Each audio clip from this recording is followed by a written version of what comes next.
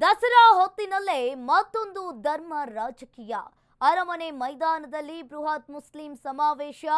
ಈದ್ ಮಿಲಾದ್ ಹೆಸರಲ್ಲಿ ಬೆಂಗಳೂರಿನಲ್ಲಿ ಮುಸ್ಲಿಂ ಸಮಾವೇಶವನ್ನ ಮಾಡ್ತಾ ಇದ್ದಾರೆ. ಅರಮನೆ ಮೈದಾನದಲ್ಲಿ ಬೃಹತ್ ಮುಸ್ಲಿಂ ಸಮಾವೇಶ. ಈದ್ ಮಿಲಾದ್ ಹೆಸರಲ್ಲಿ ಬೆಂಗಳೂರಿನಲ್ಲಿ ಮುಸ್ಲಿಂ ಸಮಾವೇಶವನ್ನ ಮಾಡ್ತಾ ಇದ್ದಾರೆ. 1500ನೇ ಪ್ರವಾದಿ ದಿನಾಚರಣೆ ಹೆಸರಲ್ಲಿ ಬೃಹತ್ ಸಮಾವೇಶ. ನಾಳೆ ಅರಮನೆ ಮೈದಾನದಲ್ಲಿ ಇಸ್ಲಾಮಿಕ್ ಸಮಾವೇಶವನ್ನ ಮಾಡೋದಕ್ಕೆ ಕೈಗೊಂಡಿದ್ದಾರೆ. ಈದ್ ಮಿಲಾದ್ಗೆ ಫಾರಿನ್ ಧರ್ಮ ಗುರುಗಳು ಎಂಟ್ರಿ ಆಗ್ತಾರೆ. ಈದ್ ಮಿಲಾದ್ ಹೆಸರಲ್ಲಿ ನಾಳೆ ಮುಸ್ಲಿಂ ಸಮಾಜದವರು ಮುಸ್ಲಿಂ ಸಮಾವೇಶವನ್ನ ಮಾಡೋದಕ್ಕೆ ರೆಡಿ ಆಗಿರುವಂತದ್ದು. ಮಿಲಾದ್ ಉನ್ ನಬಿ ಕಾರ್ಯಕ್ರಮಕ್ಕೆ ಈಗಾಗಲೇ ಒಂದು ರೀತಿಯಾಗಿ ಬಿಜೆಪಿ ಒಂದ್ ಕಡೆ ಆಕ್ಷೇಪವನ್ನ ವ್ಯಕ್ತಪಡಿಸ್ತಾ ಇದ್ರೆ, ದಸರಾ ಹೊತ್ತಿನಲ್ಲೇ ಮತ್ತೊಂದು ಧರ್ಮ ರಾಜಕೀಯ ಈಗ ಏರ್ಪಟ್ಟಿದೆ. ಅರಮನೆ ಮೈದಾನದಲ್ಲಿ ನಾಳೆ ಬೃಹತ್ ಮುಸ್ಲಿಂ ಸಮಾವೇಶವನ್ನ ಮಾಡೋದಕ್ಕೆ ಈಗಾಗಲೇ ಮುಸ್ಲಿಂ ಬಳಗದವರು ಸಮಾವೇಶವನ್ನ ಮಾಡೋದಕ್ಕೆ ರೆಡಿಯಾಗಿದ್ದಾರೆ. ಈದ್ ಮಿಲಾದ್ ಹೆಸರಲ್ಲಿ ಬೆಂಗಳೂರಿನಲ್ಲಿ ಮುಸ್ಲಿಂ ಸಮಾವೇಶವನ್ನ ಕೈಗೊಂಡಿರುವಂತದ್ದು. 1500ನೇ ಪ್ರವಾದಿ ದಿನಾಚರಣೆ ಹೆಸರಲ್ಲಿ ಬೃಹತ್ ಸಮಾವೇಶವನ್ನ ಮಾಡೋದಕ್ಕೆ ಮುಸ್ಲಿಮರು ಈಗಾಗಲೇ ಎಲ್ಲಾ ರೀತಿಯಾಗಿ ಸಿದ್ಧತೆಯನ್ನ ಮಾಡಿಕೊಂಡಿದ್ದಾರೆ. ಈದ್ ಮಿಲಾದ್ಗೆ ಫಾರಿನ್ ಧರ್ಮ ಗುರುಗಳು ಎಂಟ್ರಿ ಆಗ್ತಾರೆ. ನಾಳೆ ಅರಮನೆ ಮೈದಾನದಲ್ಲಿ ದೊಡ್ಡ ಸಮಾವೇಶ ನಡೆಯುತ್ತೆ.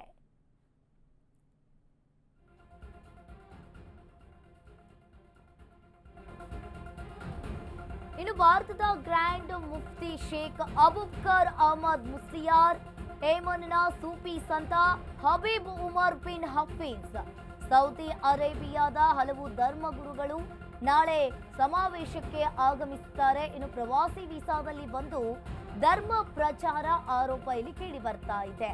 ಇನ್ನು ಕಾರ್ಯಕ್ರಮಕ್ಕೆ ಸಿಎಂ ಡಿಸಿಎಂ ಅವರಿಗೂ ಕೂಡ ಆಹ್ವಾನ ಬಂದಿರುವಂತದ್ದು. ವಿದೇಶಿ ಧರ್ಮಗುರು ಎಂಟ್ರಿಗೆ ಹಿಂದೂ ಸಂಘಟನೆಗಳು ಇಲ್ಲಿ ವಿರೋಧವನ್ನ ವ್ಯಕ್ತಪಡಿಸ್ತಾ ಇದ್ದಾವೆ. ಧರ್ಮಗುರುಗಳು ಎಂಟ್ರಿಗೆ ಬಿಜೆಪಿ ನಾಯಕರು ಕೂಡ ನಿಗಿ ಕೆಂಡ ಕಾರ್ತಾ ಇದ್ದಾರೆ.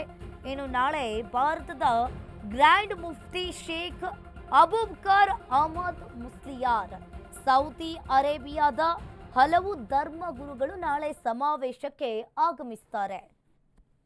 ಪ್ರವಾಸಿ ವೀಸಾದಲ್ಲಿ ಬಂದು ಇವರು ಧರ್ಮ ಪ್ರಚಾರವನ್ನ ಮಾಡ್ತಾರೆ. ಇನ್ನು ಕಾರ್ಯಕ್ರಮಕ್ಕೆ ಈಗಾಗಲೇ ಸಿಎಂ ಡಿಸಿಎಂ ಸಚಿವರಿಗೂ ಕೂಡ ಆಹ್ವಾನ ಬಂದಿದೆ. ವಿದೇಶಿ ಧರ್ಮಗುರು ಎಂಟ್ರಿಗೆ ಹಿಂದೂ ಸಂಘಟನೆಗಳು ಈಗಾಗಲೇ ವಿರೋಧವನ್ನ ಕೂಡ ವ್ಯಕ್ತಪಡಿಸ್ತಾ ಇದ್ದಾರೆ. ಧರ್ಮಗುರುಗಳ ಎಂಟ್ರಿಗೆ ಬಿಜೆಪಿ ನಾಯಕರು ಇಲ್ಲಿ ಕಿಡಿ ಕೆಂಡ ಕಾರ್ತಾ ಇದ್ದಾರೆ. ಒಂದು ರೀತಿಯಾಗಿ ನಾಳೆ ಅರಮನೆ ಮೈದಾನದಲ್ಲಿ ಮುಸ್ಲಿಂ ಸಮಾವೇಶವನ್ನ ಮಾಡೋದಕ್ಕೆ ಈಗಾಗಲೇ ಮುಸ್ಲಿಮರು ಕೂಡ ಎಲ್ಲ ರೀತಿಯಾಗಿ ಸಿದ್ಧತೆಯನ್ನ ಮಾಡಿಕೊಂಡಿದ್ದಾರೆ.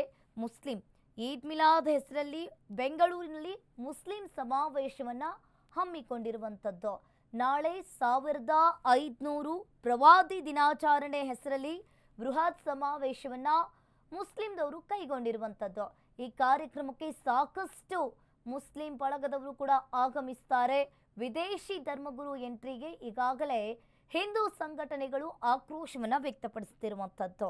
ಇನ್ನು ಪ್ರವಾಸಿ ವೀಸಾದಲ್ಲಿ ಬಂದು ಧರ್ಮ ಪ್ರಚಾರ ಆರೋಪ ಕೇಳಿ ಬರ್ತಾ ಇದೆ. ಇನ್ನು ಸೌದಿ ಅರೇಬಿಯಾದ ಹಲವು ಧರ್ಮಗುರುಗಳು ನಾಳೆ ಸಮಾವೇಶಕ್ಕೆ ಆಗಮಿಸುತ್ತಾರೆ. ಈ ದಸರಾ ಹೊತ್ತಿನಲ್ಲೇ ಈಗ ಮತ್ತೊಂದು ಧರ್ಮ ರಾಜಕೀಯ ಶುರುವಾಗಿದೆ ಅಂತಾನೆ ಹೇಳ್ಬಹುದು. ಈದ್ ಮಿಲಾದ್ ಹೆಸರಲ್ಲಿ ಬೆಂಗಳೂರಿನಲ್ಲಿ ಮುಸ್ಲಿಮರು ದೊಡ್ಡ ಪ್ರಮಾಣದಲ್ಲಿ ಮುಸ್ಲಿಂ ಸಮಾವೇಶವನ್ನ ಮಾಡೋದಕ್ಕೆ ರೆಡಿಯಾಗಿದ್ದಾರೆ. ಭಾರತದ ಗ್ರ್ಯಾಂಡ್ ಮುಫ್ತಿ ಶೇಖ್ ಅಬೂಬಕರ್ ಅಹಮದ್ ಮುಸ್ಲಿಯಾರ್, ಈ ಧರ್ಮಗುರು ನಾಳೆ ಆಗಮಿಸುತ್ತಾರೆ. ಸೌದಿ ಅರೇಬಿಯಾದಿಂದ ಪ್ರವಾಸಿ ವೀಸಾದಲ್ಲಿ ಬಂದು ಧರ್ಮ ಪ್ರಚಾರವನ್ನ ಮಾಡ್ತಾರೆ. ಇನ್ನು ವಿದೇಶಿ ಧರ್ಮಗುರು ಎಂಟ್ರಿಗೆ ಈಗಾಗಲೇ ಹಿಂದೂ ಸಂಘಟನೆಗಳು ಕೂಡ ವಿರೋಧವನ್ನ ವ್ಯಕ್ತಪಡಿಸ್ತಾ ಇದ್ದಾರೆ. ಒಂದ್ ಕಡೆ ನೀವು ಕೂಡ ದೃಶ್ಯಾವಳಿಯಲ್ಲಿ ನೋಡ್ತಾ ಇರಬಹುದು, ಈಗಾಗಲೇ ಅರಮನೆ ಮೈದಾನದಲ್ಲಿ ಮುಸ್ಲಿಂ ಸಮಾವೇಶವನ್ನ ನಡೆಸೋದಕ್ಕೆ ಈಗಾಗಲೇ ಎಲ್ಲಾ ರೀತಿಯಾಗಿ ಸಿದ್ಧತೆಯನ್ನ ಮಾಡಿಕೊಂಡಿರುವಂತದ್ದು. ಬೆಂಗಳೂರಲ್ಲಿ ವಿದೇಶಿ ಮುಸ್ಲಿಂ ಗುರುಗಳ ಪ್ರವಚನ ವಿಚಾರಕ್ಕೆ ಸಂಬಂಧಪಟ್ಟಂತೆ ಕಾಂಗ್ರೆಸ್ ಸರ್ಕಾರದಿಂದ ಅಲ್ಪಸಂಖ್ಯಾತರ ತುಷ್ಟೀಕರಣ ಕೇಳಿ ಬರ್ತಾ ಇದೆ. ವಿಧಾನಸೌಧದಲ್ಲಿ ಬಿಜೆಪಿ ಶಾಸಕ ಮಹೇಶ್ ತೆಂಗಿನಕಾಯಿ ಹೇಳಿಕೆಯನ್ನ ನೀಡಿದ್ದಾರೆ. ಟೂರಿಸ್ಟ್ ವೀಸಾ ಮೂಲಕ ಕರೆ ತಂದು ಈ ಕಾರ್ಯಕ್ರಮವನ್ನ ಮಾಡ್ತಾ ಇದ್ದಾರೆ. ಯಾವ ಕಾರಣಕ್ಕೂ ಕೂಡ ಈ ಕಾರ್ಯಕ್ರಮಕ್ಕೆ ಅವಕಾಶವನ್ನ ಕೊಡಬಾರ್ದು, ತಕ್ಷಣವೇ ಎಲ್ಲರ ಮೇಲೆ ಎಫ್ಐಆರ್ ಹಾಕುವ ಕೆಲಸವನ್ನ ಮಾಡಬೇಕು. ಬೆಂಗಳೂರಿನಲ್ಲಿ ವಿದೇಶಿ ಮುಸ್ಲಿಂ ಗುರುಗಳ ಪ್ರವಚನ ವಿಚಾರಕ್ಕೆ ಸಂಬಂಧಪಟ್ಟಂತೆ ಕಾಂಗ್ರೆಸ್ ಸರ್ಕಾರದಿಂದ ಅಲ್ಪಸಂಖ್ಯಾತರ ತುಷ್ಟೀಕರಣ ಆಗ್ತಾ ಇದೆ. ವಿಧಾನಸೌಧದಲ್ಲಿ ಬಿಜೆಪಿ ಶಾಸಕ ಮಹೇಶ್ ತೆಂಗಿನಕಾಯಿ ಈ ಹೇಳಿಕೆಯನ್ನ ನೀಡಿರುವಂತದ್ದು. ಟೂರಿಸ್ಟ್ ವೀಸಾ ಮೂಲಕ ಇವರು ಕರೆ ತಂದು ಈ ಕಾರ್ಯಕ್ರಮವನ್ನ ಮಾಡ್ತಾ ಇದ್ದಾರೆ. ಯಾವುದೇ ಕಾರಣಕ್ಕೂ ಕೂಡ ಈ ಕಾರ್ಯಕ್ರಮಕ್ಕೆ ಅವರನ್ನ ಅವಕಾಶ ಕೊಡಬಾರ್ದು ಅಂತ ಮಹೇಶ್ ತೆಂಗಿನಕಾಯಿ ಹೇಳ್ತಾ ಇರುವಂತದ್ದು. ಯಾವಾಗಲೂ ಕೂಡ ಅಲ್ಪಸಂಖ್ಯಾತರ ತುಷ್ಟೀಕರಣ ನೀತಿಯನ್ನ ಪರಮೋಚ್ಚ ಅವಧಿಗೆ ತೆಗೆದುಕೊಂಡು ಹೋಗುವಂಥದ್ದನ್ನು ನಾವು ನೋಡಿದ್ದೇವೆ. ಕೇವಲ 1, 2, 3 ಹಂತ ಅಲ್ಲ, ಎಲ್ಲ ಹಂತದಲ್ಲಿ ಕೂಡ ಅದನ್ನು ವಿಸ್ತೃತ ಮಾಡ್ತಕ್ಕಂಥ ಪ್ರಯತ್ನ ಆಗ್ತಾಯಿದೆ. ಮತ್ತು ವಿಶೇಷವಾಗಿ ಬೆಂಗಳೂರಿನಲ್ಲಿ ನಾಳೆ ನಾಡ್ದು ಅಂದರೆ 5, 6 ನಡೀತಕ್ಕಂಥ ವಿದೇಶಗಳಿಂದ ಟೂರಿಸ್ಟ್ ವೀಸಾ ಮೇಲೆ ತೆಗೆದುಕೊಂಡು ಬಂದು ಅವರಿಗೆ ಧರ್ಮ ಪ್ರಚಾರ ಏನು ಮಾಡಕತ್ತಾರೆ, ಇದನ್ನು ಭಾರತೀಯ ಜನತಾ ಪಾರ್ಟಿ ನಾವು ಖಂಡನೆಯನ್ನು ಮಾಡ್ತೇವೆ.